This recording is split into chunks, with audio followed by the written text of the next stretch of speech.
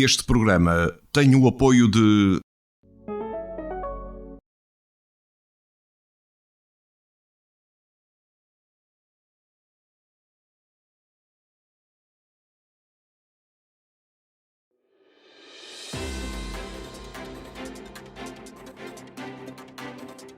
Novo Notícias com Mariana Nogueira. Olá, boa noite, seja bem-vindo ao bloco informativo aqui no Novo Canal. Em Amarante, os utentes já começaram a ser contactados esta terça-feira de forma a serem vacinados já no próximo fim de semana. Mais de 600 utentes começaram esta terça-feira a serem contactados pelo agrupamento dos Centros de Saúde do Baixo Tâmega para serem vacinados contra a Covid-19 no próximo fim de semana, dias 27 e 28 de fevereiro. A autarquia amarantina esclarece que depois da vacinação a utentes e profissionais de lares, da rede de cuidados continuados, das forças de segurança e parte dos profissionais de saúde de Amarante, a vacinação estende-se à comunidade. Nesta primeira fase, destina-se a mais de 80 anos e utentes com idades compreendidas entre os 50 a 79 anos, com patologias ou doenças associadas, segundo os critérios da Task Force do Sistema Nacional de Saúde. O município avança que vai ajudar nos contactos e garantir o transporte dos utentes que necessitem, sendo que a vacinação decorrerá no Centro de Saúde de Amarante, visto ser impossível vacinar em todas as unidades funcionais adstritas ao agrupamento de centros de saúde do Baixo Tâmega, devido à complexidade do processo de vacinação. O Concelho de Alijó vai iniciar o processo da vacinação contra a Covid-19 já esta quarta-feira.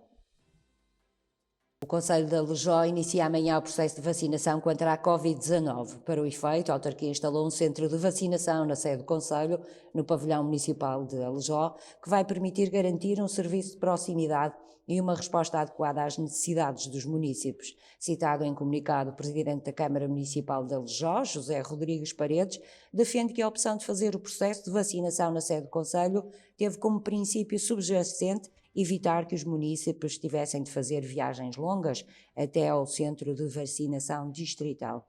Os grupos prioritários que estão agora a receber a vacina requerem cuidados especiais e por isso a autarquia quer promover e assegurar o seu bem-estar, disponibilizando estruturas de apoio, equipamentos informáticos e recursos humanos para garantir uma resposta adequada às necessidades. No passado sábado foram administradas mais de 200 vacinas em Lousada a utentes com mais de 80 anos. O vereador da Saúde da Câmara de Lousada, Nelson Oliveira, avança que no último sábado, segundo o agrupamento de Centros de Saúde do Tâmega 3, Val de Sousa Norte, foram administradas em Lousada 209 vacinas a pacientes com mais de 80 anos, na sua maioria utentes acima dos 90 anos. O autarca esclarece que nos últimos 2 dias também foram administradas vacinas a utentes com mais de 50 anos, detentores de doença crónica, prosseguindo a vacinação aos bombeiros voluntários de Lousada e aos elementos do posto da GNR de Lousada.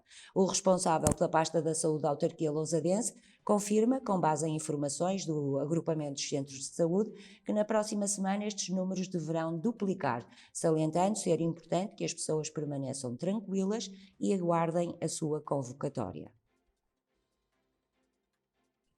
A Associação de Hotelaria, Restauração e Similares de Portugal defende que a flexibilização no pagamento do IVA deve estar acessível a todas as empresas. A Associação da Hotelaria, Restauração e Similares de Portugal, a ARESP, defende que a flexibilização do pagamento do IVA deve ser acessível a todas as empresas. Durante o primeiro semestre de 2021, as empresas do regime trimestral têm a possibilidade de efetuar o pagamento do IVA em 3 ou 6 prestações mensais, sem juros. Esta possibilidade é concedida igualmente às empresas do regime mensal, sendo neste caso obrigatório que o volume de negócios de 2019 tenha sido igual ou inferior a 2 milhões de euros e, simultaneamente, que a empresa apresente uma quebra de faturação mínima de 25% em 2020 face a 2019. Para a Associação, numa altura em que muitas atividades se encontram encerradas e sem meios financeiros para gerir o pagamento atempado de todas as obrigações fiscais e contributivas, é fundamental que a possibilidade de fracionar o pagamento do IVA seja concedida a todas as empresas, sem qualquer entrave ou condição. A Aresp declara também que o recurso indevido ao apoio à família é punido com coima máxima até 12.500 euros. Valongo criou um projeto de forma a auxiliar os alunos no ensino à distância. Auxiliar os alunos do Concelho de Valongo no ensino à distância é o objetivo do projeto CAF Apoio Escolar Online, direcionado para os alunos do primeiro ciclo do ensino básico, organizado pela autarquia valonguense em articulação com a cooperativa Múltipla Escolha. Segundo nota da autarquia, o projeto tem como metas uma oferta de qualidade aos alunos daquele ciclo que estão no ensino à distância, pode fazer emergir novas barreiras à aprendizagem. O Executivo Municipal destaca que a educação tem sido uma forte aposta no Concelho, tendo a autarquia optado por oferecer aos alunos do primeiro ciclo a oportunidade de usufruírem de apoio escolar online, enquanto se mantiver a modalidade de ensino à distância, no seguimento da decisão do Governo de suspender temporariamente as atividades letivas presenciais. Vamos ver agora como é que está a situação epidemiológica no país nas últimas 24 horas. Portugal registrou nas últimas 24 horas 63 vítimas mortais e mais 1.032 infectados pelo novo coronavírus. De acordo com o boletim epidemiológico divulgado esta terça-feira pela Direção-Geral da Saúde, já foram contabilizados desde o início da pandemia 16.086 óbitos e 799.606 casos confirmados de Covid-19. Dos óbitos reportados, 9 residiam na região norte do país, 11 no centro, 36 na zona de Lisboa e Valdo Tejo, 5 no Alentejo e, finalmente, 2 no Algarve. 26 alunos estão a disputar em Penafiel a fase escolar do Concurso Nacional de Leitura. 26 alunos de vários ciclos de ensino disputam entre o dia 7 de outubro e o dia 6 de junho de 2021, em Penafiel, a fase escolar concelhia da 14ª edição do Concurso Nacional de Leitura. As provas vão realizar-se nas bibliotecas escolares dos agrupamentos de escola. A realização do Concurso Nacional de Leitura irá contar com 6 alunos do primeiro ciclo, 6 do segundo ciclo, 8 do terceiro ciclo e 6 do secundário, sendo organizada pela Biblioteca Municipal de Penafiel, em colaboração com a Rede de Bibliotecas Escolares do Concelho. Mais à frente, aqui no Novo Notícias. A 17ª edição do Dia de Defesa Nacional foi adiada para o próximo dia 30 de abril. Foi adiada para 30 de abril a 17ª edição do Dia da Defesa Nacional. Segundo o Gabinete do Ministro da Defesa Nacional, face à crise sanitária que continua a afetar o país, foi decidido prolongar a suspensão do início da 17ª edição do Dia da Defesa Nacional até 30 de abril. O prolongamento da suspensão do Dia da Defesa Nacional em todos os centros de divulgação abrange um total de 54.335 jovens, que corresponde a 25.710 convocados entre os dias 7 de janeiro e 28 de fevereiro e 28.625 cidadãos e cidadãs convocados para cumprir o seu dever militar entre os dias 1 de março e 30 de abril. Os sapadores florestais do Tâmega e Sousa limparam cerca de 250 hectares de floresta em 2020. A área intervencionada pelas Brigadas de Sapadores Florestais da Comunidade Intermunicipal do Tâmega e Sousa, no último ano correspondeu a cerca de 250 hectares de mancha florestal. Esta comunidade intermunicipal esclarece em comunicado que destes, 200 hectares estiveram a cargo da primeira brigada, constituída em 2019, e 50 da segunda, formada em junho do ano passado, mas com trabalho efetivo no terreno a partir de meados de agosto, após um período de formação. Os trabalhos desenvolvidos em estreita articulação com os gabinetes técnicos florestais dos 11 municípios... Os trabalhos desenvolvidos em estreita articulação com os gabinetes técnicos florestais dos 11 municípios que integram a comunidade intermunicipal e com o Instituto da Conservação da Natureza e das Florestas decorreram em todos os municípios, principalmente nas áreas com maior vulnerabilidade aos incêndios, por corresponderem a manchas florestais ou pela sua proximidade a estas manchas. A comunidade intermunicipal Tâmega e Sousa sustenta que das ações de silvicultura preventiva destaca-se a intervenção com fogo controlado em cerca de 65 hectares na Serra de Matos, em Baião, dando assim cumprimento ao Plano Nacional de Fogo Controlado definido para essa rede primária. Em Passos de Ferreira foram apreendidas armas de fogo no âmbito de um processo de violência doméstica.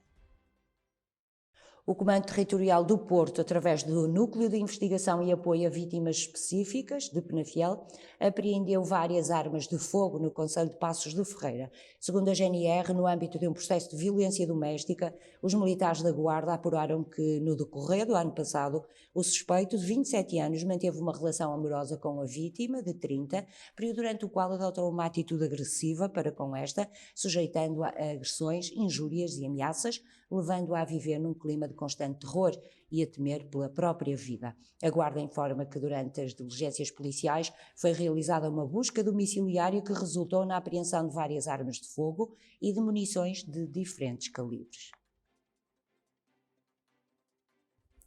Amarante vai integrar num evento que irá juntar 19 parceiros nacionais.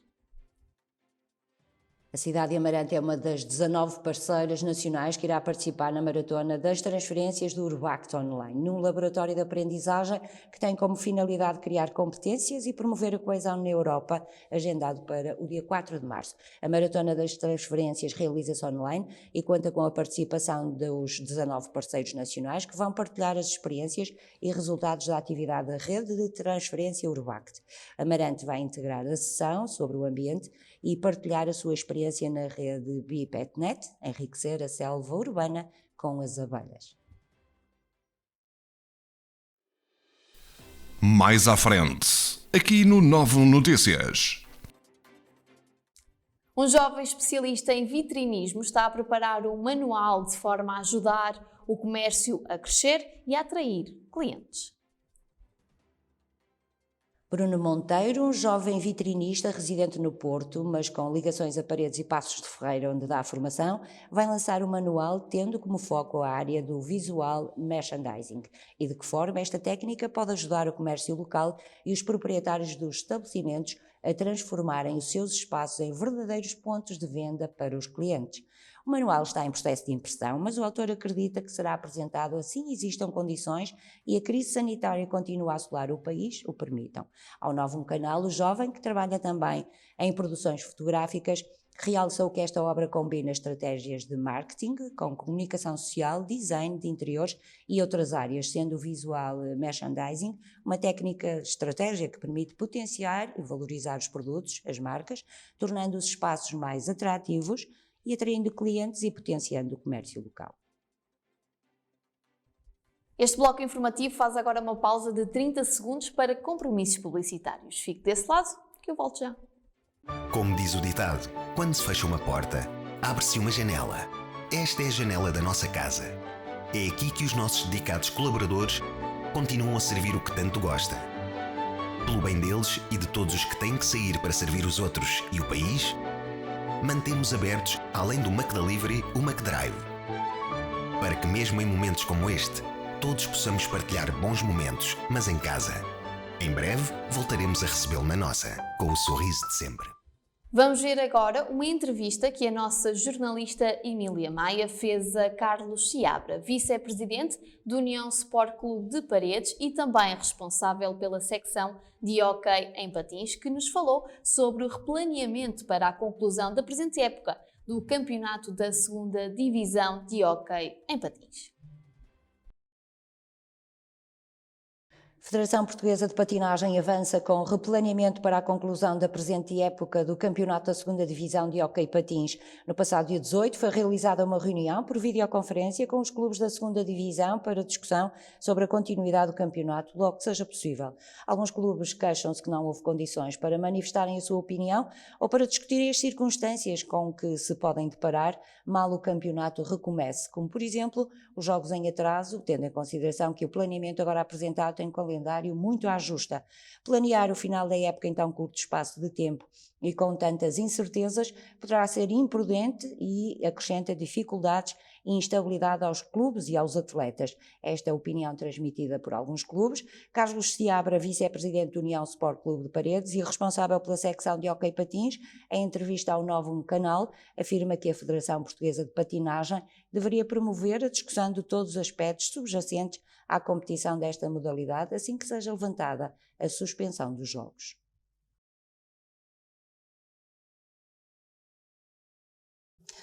Boa tarde, Carlos. Em altura de confinamento e nesta complexidade da pandemia, os clubes têm sofrido muito, quer financeiramente, quer também em termos de organização. No campeonato de hóquei não tem fugido à regra. Está a ser estudado um replaneamento para a conclusão da presente época do campeonato. Aqui, neste caso, falamos da 2ª Divisão. Qual é a posição da secção de Paredes de hóquei? Boa tarde, Emília. Boa tarde a todos. Antes de ir direto, para não ser muito redundante, há que enquadrar isto que o Paredes retomou a atividade há 3 épocas atrás. Na 2ª época já apanhou a pandemia. Foi obrigado a começar a época em julho do ano passado. Quer dizer que, se esta época continuar, o Paredes, como outras equipas, vão fazer, perdoem a expressão, mas 3 pré-épocas. 3 pré-épocas. O que é que isso significa? Isto significa que os jogadores já estão parados desde dezembro. Isto, tudo o que há é conjecturas. A conjectura de que era para retomar em fevereiro, depois agora retomar em abril, mas são conjecturas, porque a parte governamental ainda não disse, nem fez nada, nem deu autorização para nada. Jogadores que não são profissionais e por isso que não são profissionais e que não têm treinado, porque também não podem treinar, não é? Devido ao confinamento. Não têm treinado. Vai para 4 meses sem treinarem. Será isto benéfico? Será, não percebo eu, mas prejudicial à saúde de um atleta estar 4 meses sem competir e depois fazer uma pré-época de 15 dias para retomar um campeonato? Isso será o ideal? Ou seja, fisicamente os jogadores também não estarão preparados. Não estarão preparados para esta retoma. É claro que estamos a falar, isto são tudo conjecturas, mas há que ponderar muito bem a retoma e as condições da retoma. E eu ponho logo à partida, é isso. Outra, a questão económica dos clubes, que, como é sabido, a economia portuguesa está como está, não é? E o hóquei amador vive dos patrocínios. Ou seja, sem jogos não tem patrocínio. Sem jogos não tem patrocínios. Isso está a afetar financeiramente o clube? O clube, eu falo por União Sport Clube Paredes, mas de certeza 90% dos clubes estão iguais ou piores. Por isso, há que pensar muito bem na retoma. A Federação tem que pensar que existe para servir os clubes, não é? E os clubes, mas a Federação Portuguesa de Patinagem tem discutido este assunto com os clubes? Sim. No passado dia 18 houve uma reunião. De lá saiu alguma conclusão ou não? Não. Ou melhor, apresentar um novo plano, que não sabemos se ele será ou não execuível. Novo plano para retomar o campeonato. Mas, infelizmente, nessa reunião falaram de 28 clubes, se não estou em erro, falaram 4 ou 5 clubes. Quer dizer, vejo os clubes muito calados, o que me entristece um bocado e gostava que isso viesse ser discutido na praça pública para sabermos a opinião dos outros clubes, porque saber só a opinião dos clubes que estão lá em cima, os ditos que estão em condições de subir e que têm mais recursos financeiros, não é saudável. Há que haver porque a segunda divisão é composta não é por 2 clubes ou 3 clubes. A segunda divisão são muitos mais clubes, por isso todos deverão dar a sua opinião e a Federação ouvir a opinião dos clubes. Mas porquê é que isso não aconteceu? Se houvesse a reunião no dia 18 com a Não me pergunto. Porquê é que não se manifestaram? Não era altura ideal? Eu manifestei-me, não sei, mas não sei porque é que os restantes clubes... Mas na sua opinião, essa maioria de pessoas que não se manifestou concorda com a conclusão do campeonato? Ou prefere que... É assim, eu não posso falar pelos outros. Temos tido conversas e sei que grande parte está como nós. Há que medir bem e ponderadamente a retoma do campeonato, se isso vai ser benéfico para o hóquei. Porque, conforme as coisas estão a ser feitas, achamos que não está a ser da melhor forma. Não estão criadas as condições, mas então o Carlos defende que deverão ser debatidos vários aspectos, no caso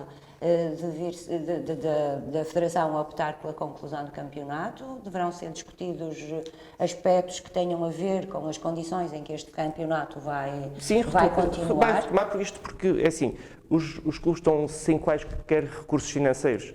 Nós não sabemos quais são as medidas adicionais que vão ser tomadas, não é? Ou impostas, para nós regressarmos à competição. E a quererem fazer jornadas duplas. Isto vão-nos obrigar a fazer testes de Covid. A Federação diz que já os tem à venda e que já nos pôs, mas nós vamos gastar algumas centenas de euros. E centenas de euros só para os testes. Para um clube pequeno. Para um clube pequeno já é muita coisa. Quais são as condições da retoma? Quer dizer, isto nós estamos em março. Praticamente estamos em março. Quais vão ser as condições da retoma? Vamos retomar em abril? Em condições? Como? Tudo isto deveria ser discutido. E, perante o curto espaço de tempo que há, deveria-se equacionar a não retoma do campeonato. E depois ver qual é a melhor coisa. Se era retomar o campeonato ou se não retomar o campeonato. Hoje em dia a Federação, pelo que eu tenho, só tem em vista uma coisa, que é a retoma do campeonato. Mas nós deveríamos pesar as duas coisas, porque, e isso nem quero imaginar, que esteja na cabeça da Federação, que seja chegar aos 2/3 do campeonato, que é aquilo que eles precisam para homologar o campeonato, e acabem de vez. Isso é que nem quero pensar nessa situação. Agora, está-se a discutir retomas com bases muito frágeis, sem saber o que é que se vai passar, o que é que o Governo vai autorizar, o que é que o Governo não vai autorizar, e não se está a discutir, por exemplo, a não retoma. E os clubes se organizarem para começar uma época, próxima época, em condições, com as equipas saudáveis, com tudo direitinho. Vamos que haja uma equipa agora que tenha um surto de Covid, como o Paredes já esteve em confinamento, e outras equipas, vai parar. Já há jogos em atraso, vai haver jornadas duplas, isto vai ser uma confusão total. Por isso, acho que o Paredes nem é a favor da não retoma, nem a favor da retoma. É que sejam discutidas verdadeiramente quais as condições em que se vai retomar. Ou seja, que seja definido um plano estratégico, não é?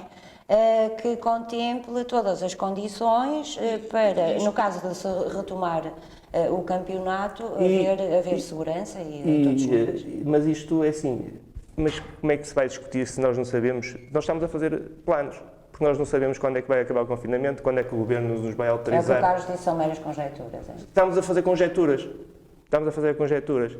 E estas conjecturas caem-nos aos clubes, e os clubes têm estado calados. E essa é a minha revolta, de os clubes estarem calados nesta situação. Nós tivemos que vir cá, porque eu estou aqui hoje perante a Emília, aqui no Novo Canal, a pôr a nossa opinião. Não estamos a dizer que somos contra, que somos a favor. Temos que as discutir. E são os clubes que as têm que discutir. Não é a Federação impor e os clubes acatarem. Os clubes têm que discutir qual é a melhor forma de retomarem ou não o campeonato. E aqui, se calhar, deixo ao Novo Canal o desafio de... É um assunto merecedor, certamente, de discussão nos próximos tempos e que vamos seguir atentamente. Muito obrigada por ter estado neste jornal. Carlos Seabra, responsável pela secção de hóquei patins do União Sport Clube de Paredes. Luís Sénica, presidente da Federação Portuguesa de Patinagem, afirmou ao Novo Canal que nas reuniões que têm sido realizadas foi opinião geral que logo que seja levantada a suspensão, os clubes querem voltar a competir. Ninguém se manifestou contra o replaneamento do calendário para a conclusão da presente época do campeonato da 2ª Divisão. As sugestões apresentadas foram aceites e desde março do ano passado que a Federação tem criado condições para responder a algumas das necessidades dos clubes e atribuído apoios, mesmo a nível financeiro, para atenuar as dificuldades existentes. Segundo este responsável, refira-se que os problemas vividos atualmente pelos clubes relativamente a esta modalidade serão brevemente alvo de debate no Novo Canal, numa mesa constituída por vários intervenientes. O Futebol Clube Paços de Ferreira venceu a 2 bolas contra uma do Vitória de Guimarães e já sonha com a Europa. O Paços de Ferreira venceu o Vitória de Guimarães por 2-1 e reforçou a posição num dos lugares que dá acesso às competições europeias. Os castores até estiveram a perder no encontro, mas conseguiram a reviravolta no marcador aos 62 minutos por Hélder Ferreira. O Paços de Ferreira tinha interrompido uma série de 6 vitórias consecutivas, mas regressou agora aos triunfos, consolidando o 5º lugar com 38 pontos, menos 1 do que o Benfica. No que diz respeito ao Campeonato de Portugal, Paredes voltou a perder. O União Sport Clube de Paredes perdeu por 0-2 na deslocação a Vila Nova de Gaia, onde defrontou o Coimbrões. No encontro da 17ª jornada do Campeonato de Portugal Série C, os unionistas voltaram a adensar a crise de resultados. A equipa, comandada por Eurico Couto, voltou a não conseguir vencer e contabilizou já 7 jogos consecutivos sem saborear a vitória. Na deslocação ao terreno do Coimbrões, que estava aflito por pontos, uma vez que não vencia desde a primeira jornada, a vitória acabou por sorrir à equipa da casa. Já a Felgueiras, e continuando no Campeonato de Portugal, empatou a 1 bola contra o São Martinho. O Felgueiras, 1932, empatou a 1 bola frente ao São Martinho na partida da 17ª jornada da Série B do Campeonato de Portugal. O Felgueiras inaugurou o marcador aos 22 minutos através de uma grande penalidade convertida por Sidney. Os felgueirenses venciam ao intervalo, mas no segundo tempo o São Martinho entrou melhor e obrigou o Felgueiras a explorar as transições rápidas. Numa delas, Pedro Ribeiro esteve perto do 2-0, mas a bola saiu por cima. Não marcou o Felgueiras, faturou o São Martinho aos 75 minutos, quando Vasco Costa se antecipou ao guarda-redes Júlio Neiva e igualou o marcador. Já no que diz respeito ao futsal feminino, as Águias Santa Marta golearam. O Águias de Santa Marta regressou aos triunfos na fase de manutenção da 1ª Divisão Nacional de Futsal. As penafidelenses venceram a formação da Venda da Luísa por 8-2.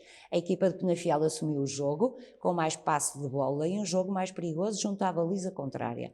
O 1-0 surgiu aos 3 minutos com um autogolo das visitantes. Na parte final, o Águias Santa Marta começou a construir a goleada. Olga David fez o 5-2, o 6-2 foi apontado por Diana Souza, Silvia Batista estabeleceu o 7-2 e o 8-2 final foi fixado por Pastel. O Águias de Santa Marta está no 3º lugar com 9 pontos, o Venda da Luísa é 6º com 3.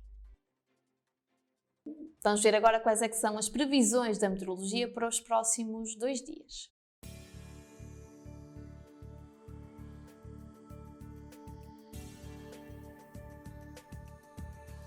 As previsões da meteorologia para amanhã, dia 24 de fevereiro, é de chuva ou aguaceiros fracos, temperaturas máximas de 19 graus e mínimas de 4 graus. A probabilidade de chuva é de 64% e o vento moderado. Já a quinta-feira, dia 25 de fevereiro, chuva fraca ou chuvisco, com temperaturas máximas de 14 graus e mínimas de 8 graus.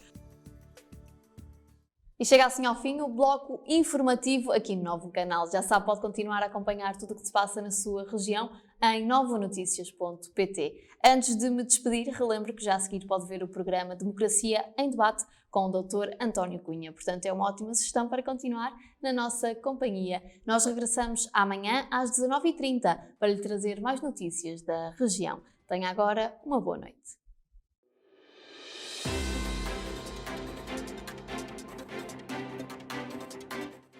Novo Notícias com Mariana Nogueira. Novo Canal. Sempre novo, sempre seu.